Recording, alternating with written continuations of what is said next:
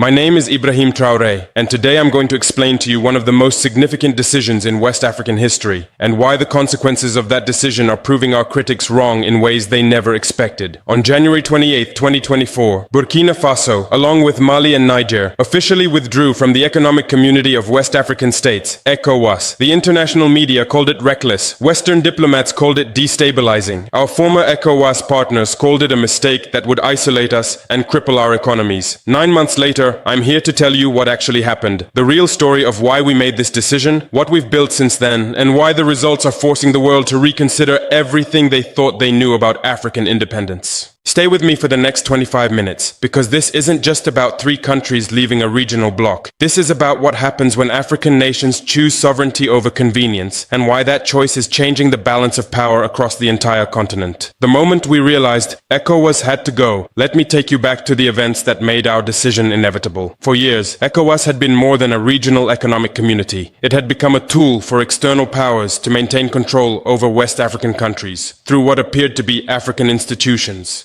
The breaking point came with how ECOWAS responded to the political changes in Niger in July 2023. Instead of seeking dialogue and understanding the legitimate concerns of the Nigerian people, ECOWAS immediately imposed sanctions, threatened military intervention, and cut off essential supplies to one of the poorest countries in the world. But here's what revealed the true nature of ECOWAS. While they were threatening to invade Niger to restore democracy, they remained silent about genuine democratic violations by leaders who were aligned with Western interests. The selectivity was undeniable. When Burkina Faso and Mali voiced support for Niger's sovereignty and opposed external military intervention, ECOWAS began treating us as problems to be solved rather than partners to be respected. That's when we realized we weren't members of a community. We were subjects in a system designed to keep us in line. The decision that shocked the world. The decision to leave ECOWAS wasn't made overnight. For months, we engaged in discussions with ECOWAS leadership, trying to reform the organization from within. We proposed changes that would make ECOWAS more responsive to member states rather than external pressures. We suggested mechanisms that would prioritize African solutions to African problems. Every proposal was rejected. Every attempt at dialogue was met with ultimatums. It became clear that ECOWAS leadership was more interested in maintaining their relationship with foreign powers than serving the interests of African peoples. That's when we made the decision that would change everything. On January 28, 2024, in a joint statement, Burkina Faso, Mali, and Niger announced our immediate withdrawal from ECOWAS. We weren't just leaving an organization.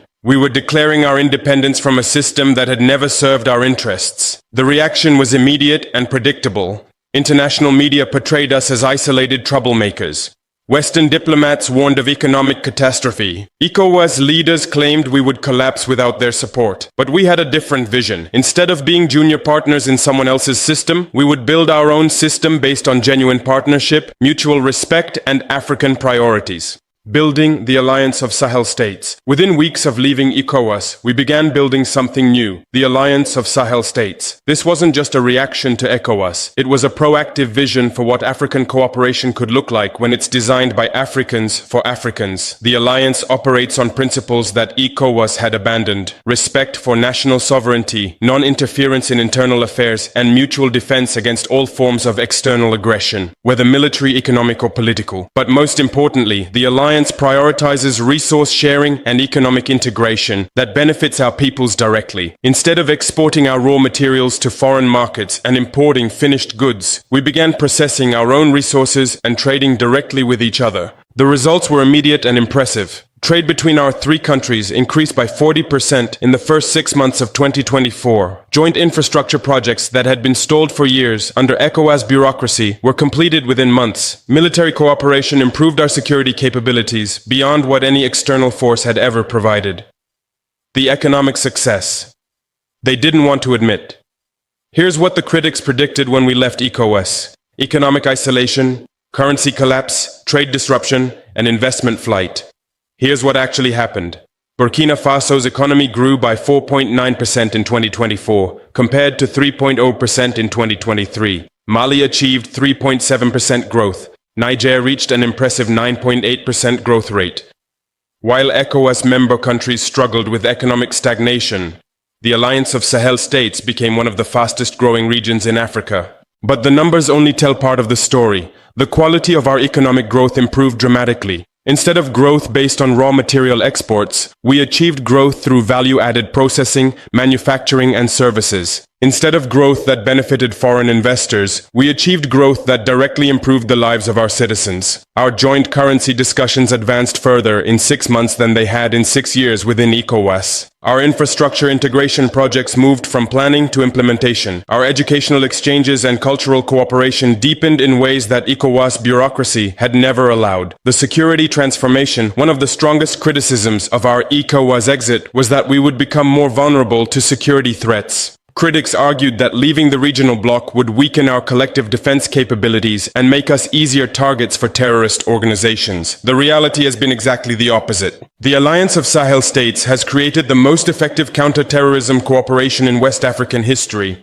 Without ECOWAS bureaucracy slowing down decision-making, we can coordinate military responses within hours instead of months. Without external interference in our security discussions, we can develop strategies based on local knowledge rather than foreign assumptions. Our joint military operations have achieved results that years of ECOWAS and international intervention never accomplished. We've secured territories, protected civilians, and restored government authority in areas that had been controlled by terrorist groups for years. But most importantly, we've proven that African security problems can be solved by African solutions when those solutions aren't compromised by external interference. The diplomatic isolation that never came. The international community predicted that leaving ECOWAS would diplomatically isolate us from the rest of Africa and the world. Instead, something remarkable happened. Other African countries began quietly expressing interest in our model. Leaders from across the continent started asking about the Alliance of Sahel States and whether similar arrangements might be possible in their regions. Countries that had remained silent during our ECOWAS disputes began engaging with us directly on bilateral cooperation. Even more significantly, global powers that had initially condemned our exit began seeking direct relationships with the alliance. Russia, China, Turkey, and even some European countries recognized that the Alliance of Sahel States represented stability and growth in a region where they had significant interests. We weren't isolated. We had become more important to engage with because we had proven we could succeed independently. The lesson for African independence. What our ECOWAS exit has proven is something that many African leaders suspected but few dared to test. Many of the regional and international institutions that claim to serve African interests actually limit African potential. ECOWAS presented itself as a vehicle for African integration and development. In practice, it became a mechanism for maintaining external control over African decision-making. The organization that was supposed to strengthen African sovereignty actually weakened it by making African countries dependent on external approval for their internal choices. By leaving ECOWAS, we didn't become isolated from Africa. We became more authentically African. We didn't weaken regional cooperation. We created stronger, more genuine cooperation based on shared interests rather than imposed frameworks. The response of the remaining ECOWAS countries. The success of the Alliance of Sahel States has created uncomfortable questions for the remaining ECOWAS member countries. While we achieved record economic growth, improved security, and strengthened sovereignty, many ECOWAS countries continued to struggle with the same problems that ECOWAS had failed to solve for decades.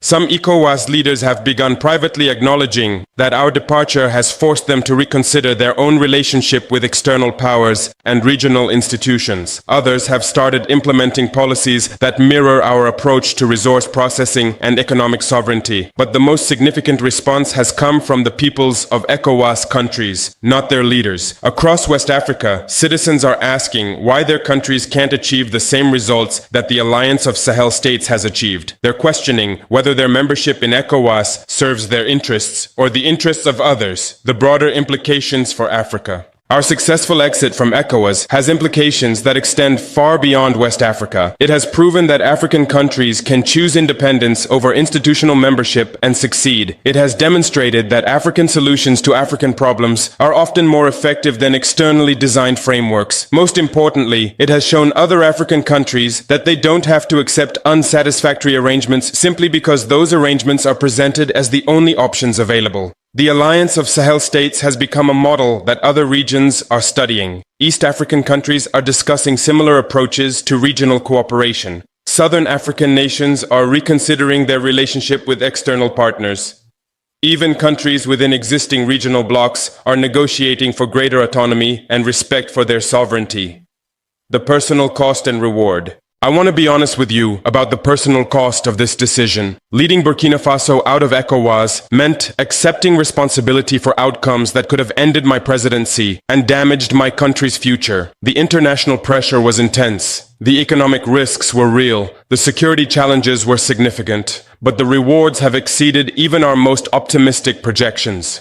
Burkina Faso is more prosperous, more secure, and more respected today than it was as an ECOWAS member. Our people have greater control over their own destiny. Our resources serve our development priorities rather than external interests. Most importantly, we have proven to ourselves and to Africa that we are capable of making difficult decisions and achieving successful outcomes without external permission or support. What we've built together. 9 months after leaving ECOWAS, the alliance of Sahel states has become something that none of us anticipated when we made that difficult decision in January. We've created a free trade zone that facilitates commerce without bureaucratic obstacles. We've established joint educational programs that allow our young people to study and work across our 3 countries. We've implemented currency cooperation that reduces our dependence on foreign exchange systems. We've built military cooperation that has improved security for all our peoples. We've developed resource sharing agreements that maximize the benefits of our natural endowments. We've created diplomatic coordination that amplifies our voice in international affairs. But perhaps most importantly, we've demonstrated that African countries can work together effectively when their cooperation is based on genuine shared interests rather than externally imposed frameworks.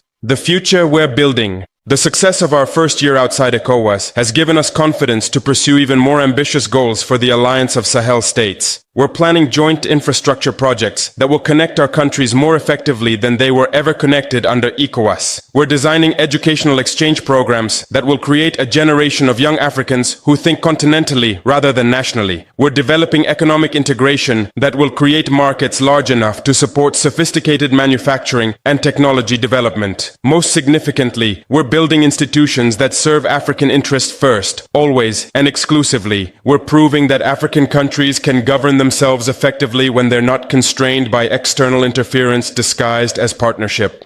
The message to other African leaders. To my fellow African leaders who are watching the Alliance of Sahel States with interest and perhaps some concern, I want to share what we've learned. Independence is not isolation. Choosing sovereignty over convenience doesn't mean choosing conflict over cooperation. Leaving inadequate institutions doesn't mean abandoning the principles those institutions claim to represent. What it means is taking responsibility for your own success, building partnerships based on genuine mutual benefit, and refusing to accept limitations that others try to impose on your potential. The Alliance of Sahel States exists not as an alternative to African unity, but as an example of what authentic African unity can achieve when it's not compromised by external interference. The challenge to African youth. To the young people of Africa who are watching these developments, I want you to understand what our ECOWAS exit represents for your future. It represents the possibility that your generation will not have to accept the limitations that previous generations accepted. It proves that African countries can make bold decisions and achieve successful outcomes. It demonstrates that your continent has the resources, the talent, and the capability to build whatever future you choose to build. But it also represents responsibility. The independence we've achieved requires your engagement, your skills, and your commitment to continue building on what we've started. My final message. When we left ECOWAS 9 months ago, we were told we were making a mistake that would isolate us, weaken us, and ultimately force us to return with reduced bargaining power. Instead, we've proven that African countries can choose their own path, build their own institutions, and achieve results that exceed what externally designed frameworks ever delivered. The Alliance of Sahel States is not perfect, and our work is not finished. But we've demonstrated something that many people doubted. Africans can govern themselves effectively, cooperate successfully, and prosper independently when we're free to pursue our own vision of what our continent can become. To every African leader, every African citizen, and every friend of Africa watching this, our success belongs to all of us. It proves that the future we want for Africa is not only possible, it's already happening. The question is not whether Africa can succeed independently. We've answered that question. The question now is, what will you do with the possibilities that our independence has created? Call to action.